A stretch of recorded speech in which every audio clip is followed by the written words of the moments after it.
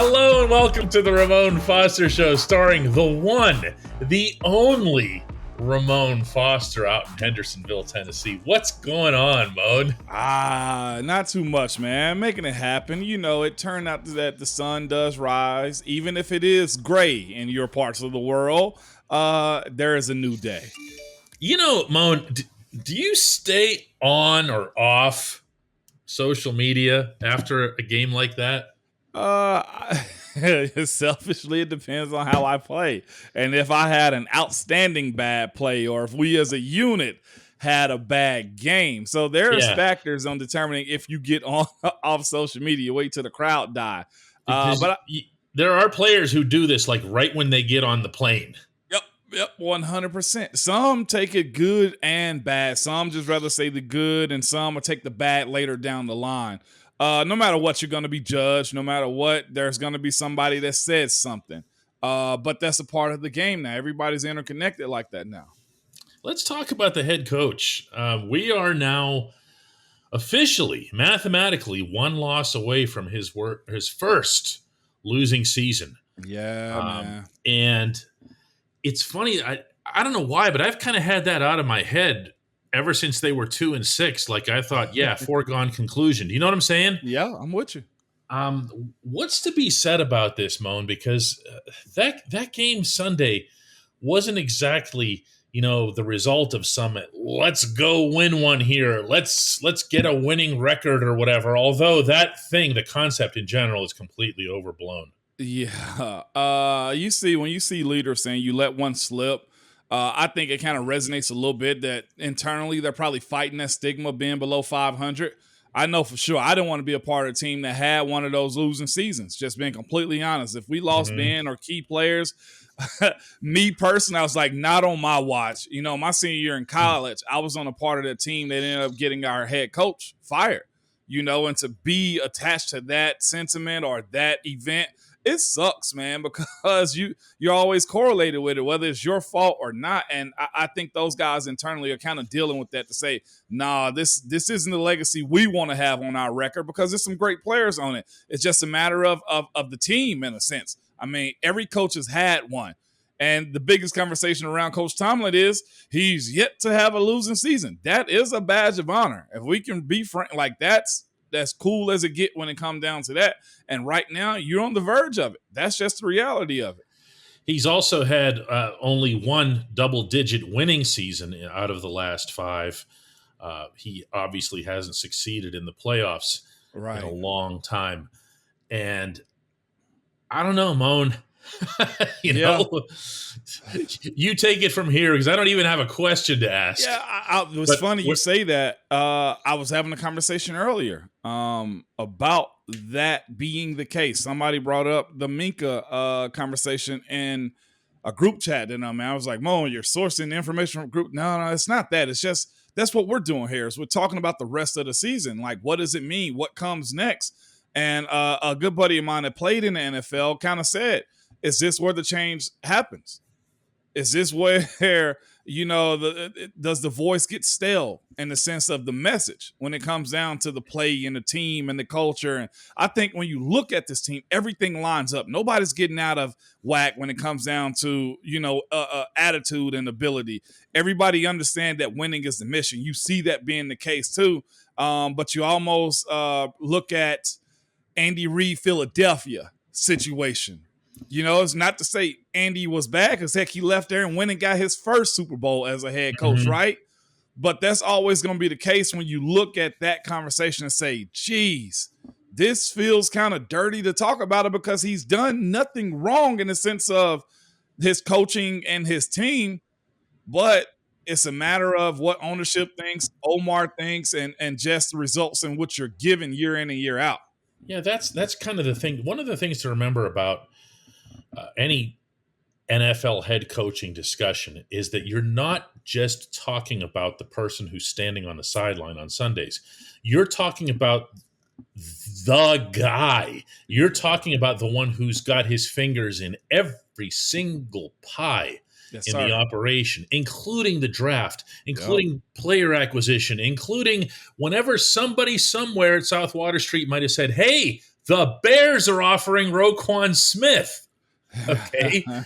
Now, we can't know how that goes. Right. We can't know that if it's Omar Khan saying, "Hey, I don't like this guy. We don't want him," or if it's Tomlin saying it, or if it never even if it comes up. Right.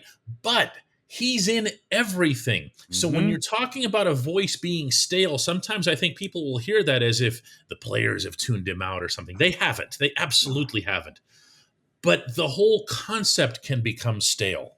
It can, man, and it's I'm very pro Coach Tomlin, and to have this conversation to me is just like, I can't believe we're actually talking about it because y'all know where I stand. Yeah, I can tell. But if it can happen to anybody, the big conversation this past week was Deion Sanders leaving Jackson State because he created such a culture at an HBCU stadium or team and built it up, and this is his baby, and then whoof, he leaves for Colorado.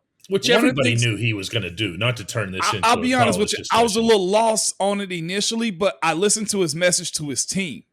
And the message to his team was, in this business, be it football, playing, coaching, no matter what, you either get pushed out or you move on, no matter the person.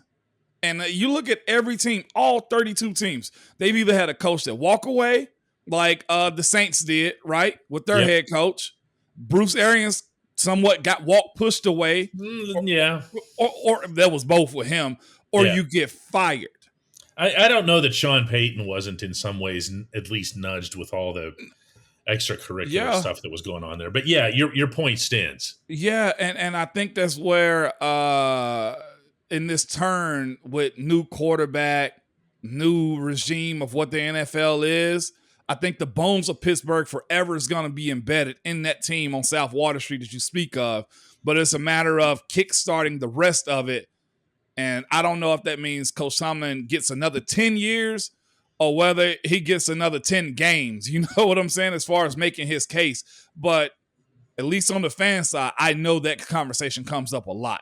Oh, you think? That's the reason we're talking about it now. Yeah. I mean, it's only everywhere. And I think especially as we head into the coming week, if they were to lose in Charlotte, they're playing the Carolina Panthers this week, obviously.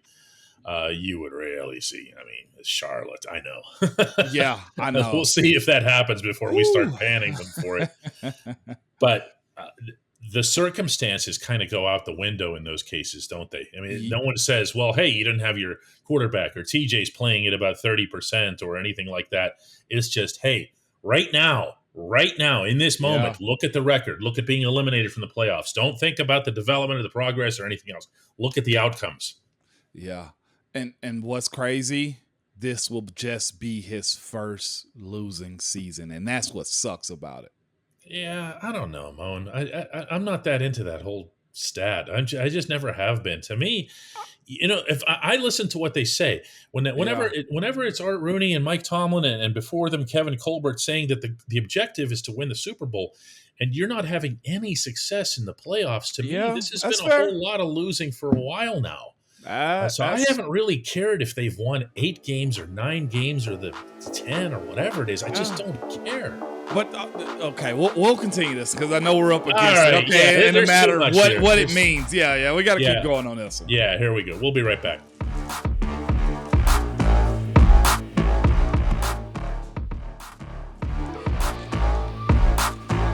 Welcome back to the Ramon Foster Show. As promised, more on the Mike Tomlin subject. Not that that'll be unpopular. Regardless of your feelings on the head coach, the feelings tend to be very strongly held. And that's what happens when you're around for a long time. You're going to be polarizing. The people who like what they see are going to remember the good. They're going to value that. The people who don't like what they see, and that's been mostly negative of late, that's different, And what do you see? What do you sense right now from the public, Moan? Because you are part of this. Yeah, I am. I'm always. Well, I heard it even while I was playing, though. Coach Tomlin's got to go. He's got to go. Well, we need new eyes on this thing. And, I've always heard the caveat of that, well, he doesn't have a losing season. That's always the conversation.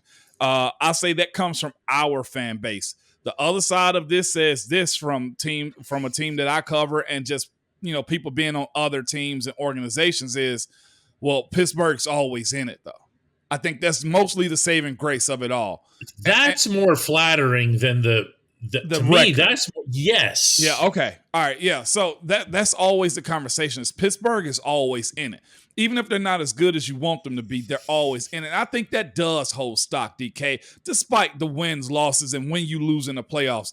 I've kind of said this in a sense when it comes down to Super Bowl teams.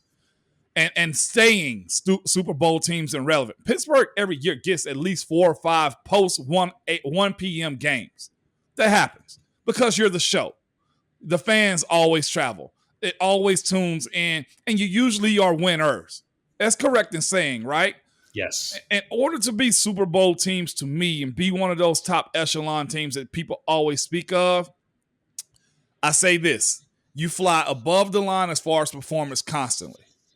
And then you find yourself in an era of winning and winning good, whether that be because of your quarterback, the skill players around them, and the defense. It all lines up. And also, let's be honest, when I'll say this, scheduling matters too. Who you see in the regular season, what injuries happen to other teams, capitalizing on those moments, winning tight games by 1 to 3 points, that matters too. And then eventually, if you fly high and above that line constantly, 1 or 2, or in the Patriots sense, 3 of those years lends you a Super Bowl. When you build a team, when you cultivate a team.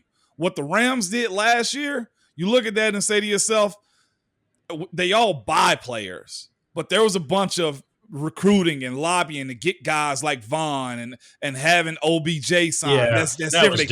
They traded for a quarterback. You look at teams, I'll be honest, you look at Dallas this year.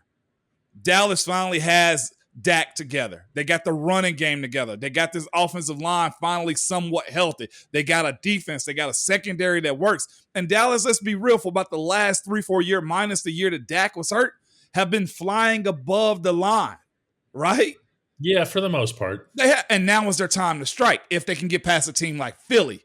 Philly, the exact same thing, even though there was a steep dip in their quarterback play and trading off guys. They got hot with a young quarterback, a really good defense, and skilled players around them to get that Super Bowl. See, if I look at Tomlin's tenure, there's a part of me that wants to play devil's advocate. Let's do it. And say, okay, listen, the Steelers were in that mode that you're describing, the flying from high when thing. 14 to 17? 17. But from 17 till now, we've seen this steady this decline. I think that's fair, certainly in terms of expectations. Yeah. And that's not a coincidence that aligned with AB. I mean, I hate to say it. We all talk about quarterbacks and everything else, but AB was the one thing that nobody else had. Yeah. Okay. Yep. And when you couple him with the experienced line, with the Hall of Fame quarterback, with everything else, the running back, and when Lev was here and everything else, you had that opportunity when you went to Foxborough. Yeah. Okay, and you had, all right, here it is. And then ever since then, it's just been kind of like this. Even as you had a couple of guys like a TJ and a Minka come along, it kind of sustained things, but they're sustaining it on a treadmill, Moan. Yeah. Okay, they really are. They're doing this. There's Minka yesterday with a knockout punch on a quarterback and everything else. They still have, like you said, some terrific players. Right. But if I'm making a devil's advocate argument here, I'm saying, hey, wasn't he due some type of regression and a reset button? Do you see what I'm saying here? Was he do it? Yeah. Well, yeah, that's what I'm saying, including resetting the most important position.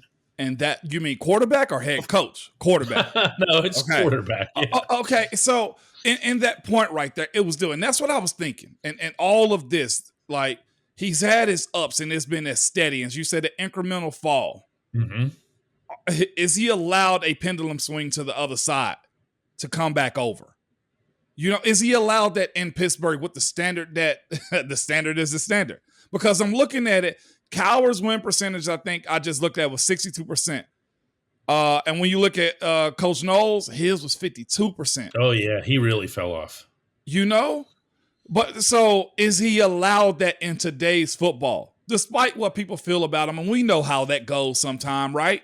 But is he allowed that, DK? Yeah, I think the fans would allow it if they saw on a consistent basis good decisions that don't even necessarily have to result in a W that Sunday. But, and here I go again, when you're carrying that offensive coordinator around, okay, you're embarrassing the whole coaching staff. You're embarrassing the franchise.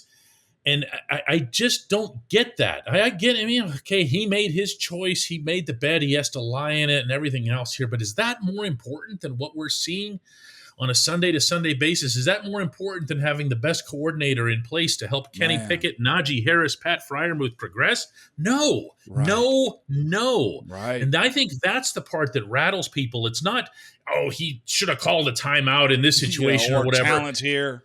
It's more like what happened with Roquan Smith, presuming he was available. It's what happened with this draft pick or that draft pick. Should they have gone for the trenches as soon as they saw that you guys were starting to fade into the sunset? Yeah. Should they have gone for the trenches when they saw that you guys – I mean, this is – I'm going to repeat that on purpose because that's a big bleeping deal right now. Yeah. They just watched you guys go and wished you farewell. I thank them. So here we go. I think in Pittsburgh, it lines up GM to coach, right? And all scout, everything lines up as far as decisions being made. Everything. And in those moments, I wonder, was that Cav? Was that ownership? Was that, hey, maybe we are closer than we think and you're actually not? You know? But it still doesn't escape you from criticism when you see it actually has a fall off. That's where you're at right now, right? Sure it is. There's still criticism behind it. Sure it is. Because the running back gets drafted in the first round, and the undrafted free agent looks almost as good, if not better at times.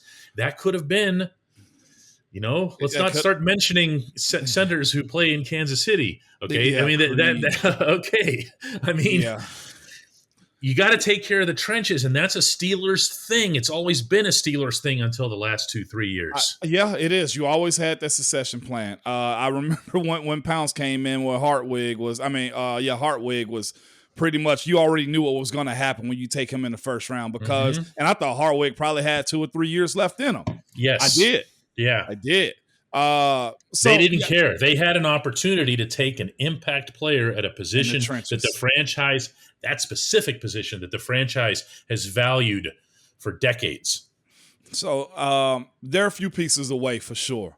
I do think the magnifying glass does get a little higher, get a little closer, thicker as far as the concentration. If you lose to some teams you're not supposed to, Because that Carolina. looks like coaching. Yeah, that's coaching. This is a big game, man. As far as 9, if that's the number, or if it's 6, DK, let's be real, right? It's a big result either way because you can't go and play that team in that stadium, meaning home field. Mm-hmm. Okay. Yeah. And lose. That's a home field advantage down there. That stadium is going to be 90% Steelers fans, even with the team being 5-8. Yeah, they'll travel from Atlanta, from Tennessee, from South Carolina. Yeah, that will be a home game for the Steelers in Carolina. Yeah, so I just – it's going to be fascinating to watch. Let's put it that way. It 4 really games, is. right? We'll know a lot in 4 games. And also we'll know whether your buddy is in or out for next year. I don't know, man. He can keep throwing to Zach Gentry and work his way right out the door. When we come back, the only segment that matters. Hey, Moan.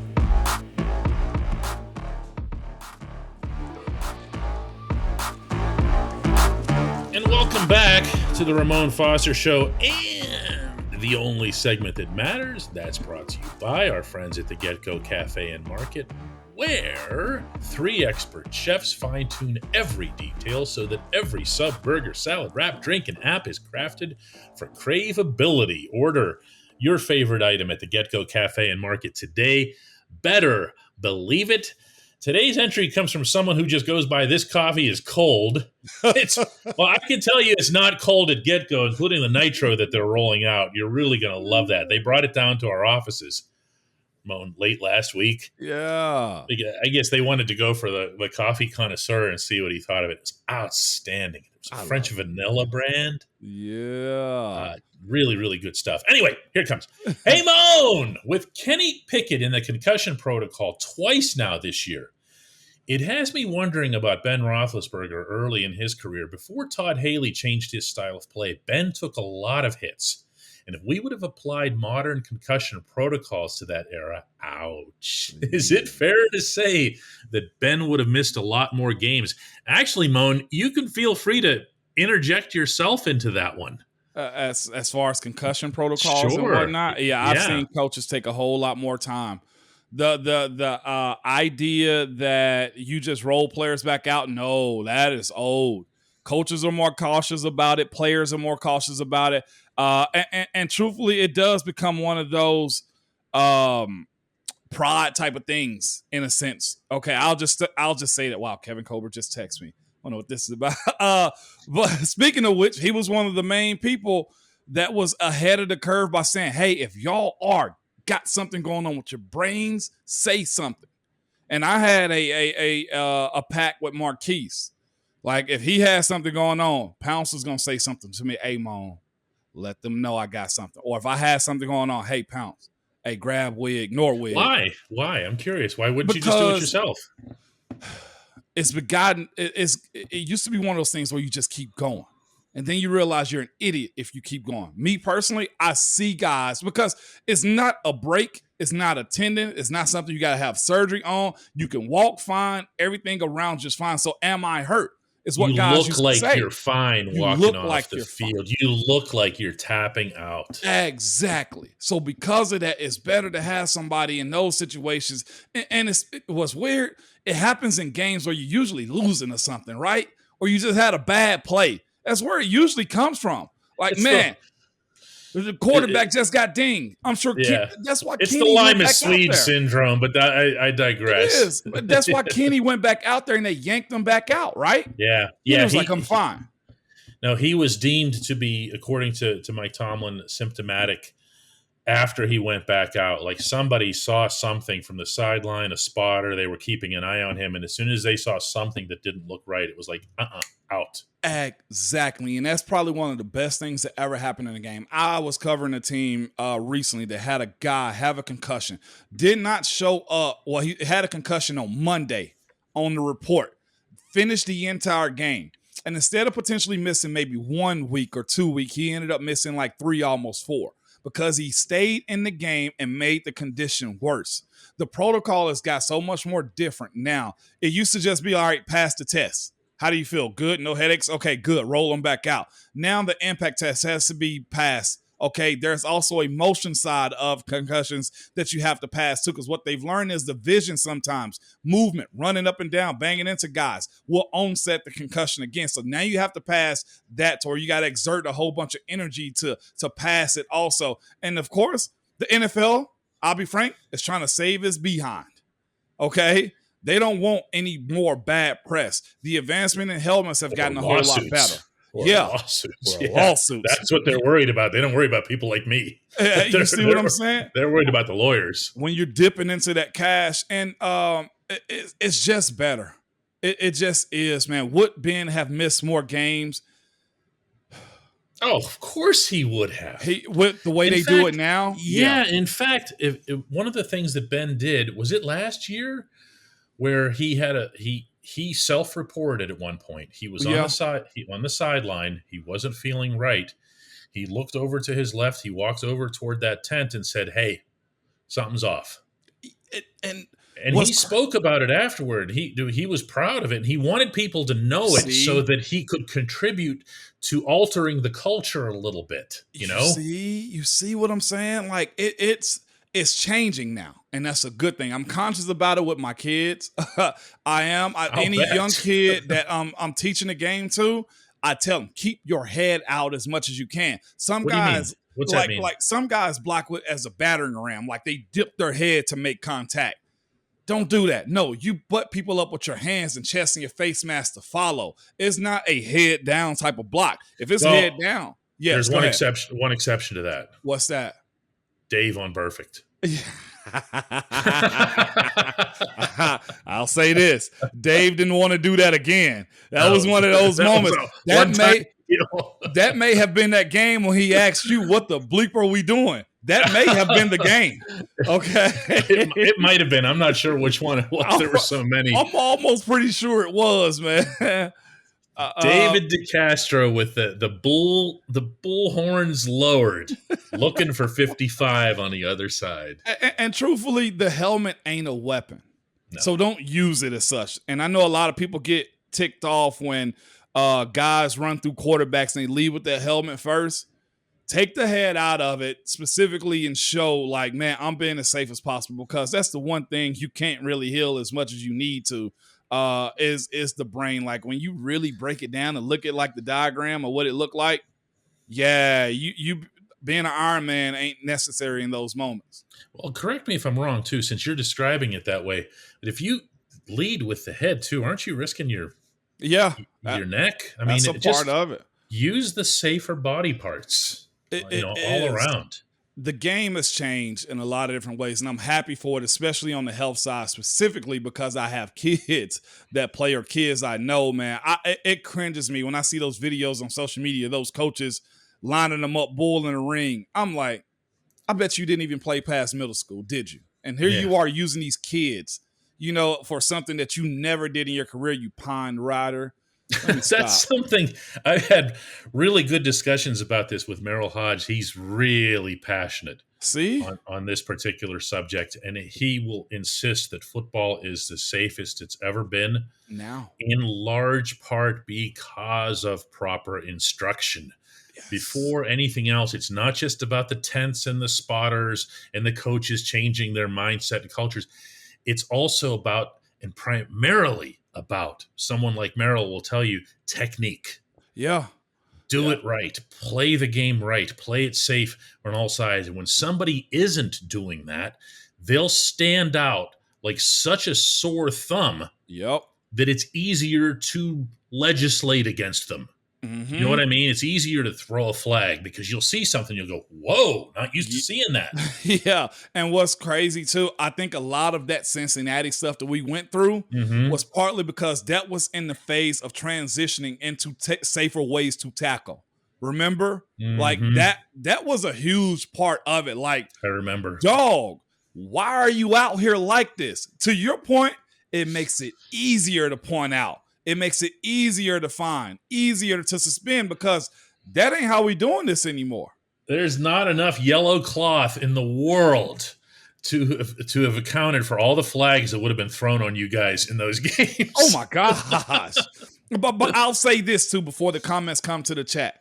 No, the game is not softer. No, guys hadn't gotten soft. It is still a brutal game, especially in the trenches. And if specifically you got little guy on little guy who's running at least 18 to 20 miles per hour running into each other, it's still a game in which you got to prove it. Yeah, it's still a 50-mile-an-hour collision if they're coming at each other, kickoff returns. Oh, yeah, come on now. Question. Moan, let's do it again tomorrow. Yeah, absolutely, man. All right.